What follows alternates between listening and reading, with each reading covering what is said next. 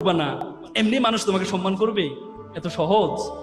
আমরা সবসময় বলি, আমরা একটা হাদিসের কথা, আত্তাকদুলা ইয়ারুদ্দু, তকদির কখনো পরিবর্তন হয় না, কপালে যেটা আছে সেটা, কপালে যেটা আছে সেটা। অথচ আল্লাহ তাআলা কোরআনে বলেছে ওয়ালাইসা লিল ইনসানু ইল্লা মা সা, আল্লাহ বলেছে মানুষ ততটুকুই পায় যতটুকু সে চেষ্টা করে। এবং আল্লাহ তাআলা কোরআন আরেকটা আয়াতে বলেছে ইন্নাল্লাহা লা ইউগাইয়িরু বিকাউমি হাত্তা ইউগাইয়িরু বিআনফুসিহিম, আল্লাহ কোন জাতির ভাগ্য পরিবর্তন করে না যতক্ষণ পর্যন্ত ওই জাতি এবং ওই ব্যক্তি নিজের ভাগ্য পরিবর্তন করার চেষ্টা না করে। আর তুমি মনে করো চেষ্টা করবা না, এমনিই তুমি সফল হয়ে যাবা, তোমাকে মানুষ সালাম করবে, প্রণাম করবে না, এমনি করবে না, তোমাকে এমনি কখনো করবে না।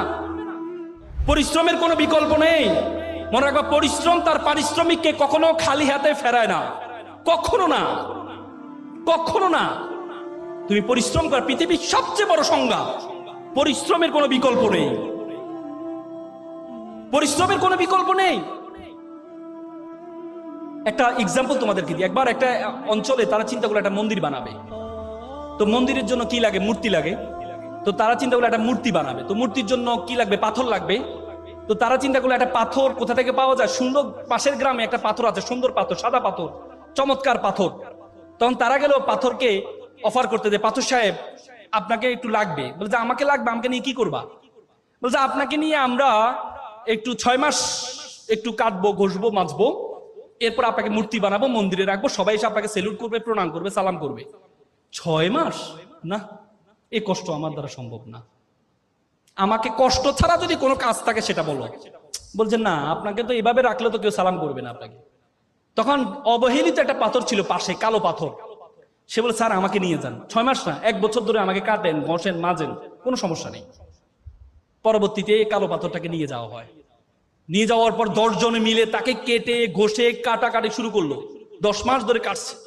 কাটার পর তাকে মূর্তির অবয়ব বানালো। অবয়ব বানানোর পর মন্দিরে রাখলো।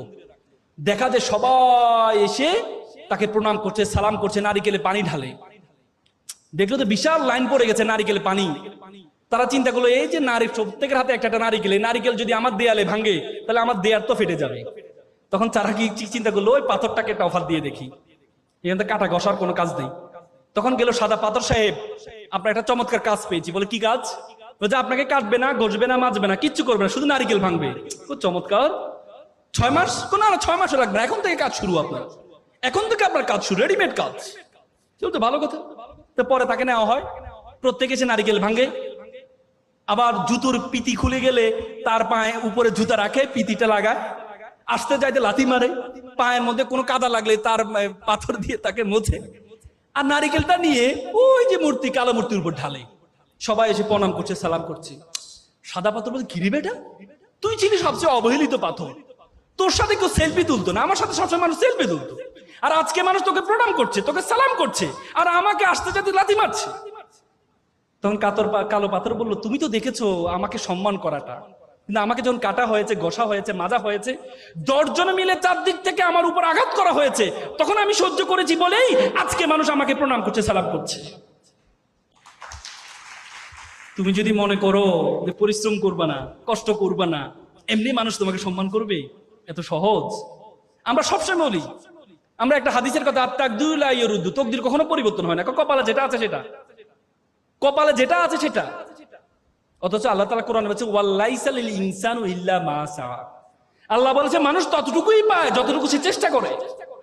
এবং আল্লাহ তাআলা কোরআন আরেকটা আয়াতে বলেছে ইন্নাল্লাহা লা ইউগাইয়িরু বিকাউমি হাত্তা ইউগাইয়িরু বিআনফুসিহিম, আল্লাহ কোন জাতির ভাগ্য পরিবর্তন করে না যতক্ষণ পর্যন্ত ওই জাতি এবং ওই ব্যক্তি নিজের ভাগ্য পরিবর্তন করার চেষ্টা না করে। আর তুমি মনে করো চেষ্টা করবা না, এমনিই তুমি সফল হয়ে যাবা, তোমাকে মানুষ সালাম করবে, প্রণাম করবে না, এমনি করবে না, তোমাকে এমনি কখনো করবে না।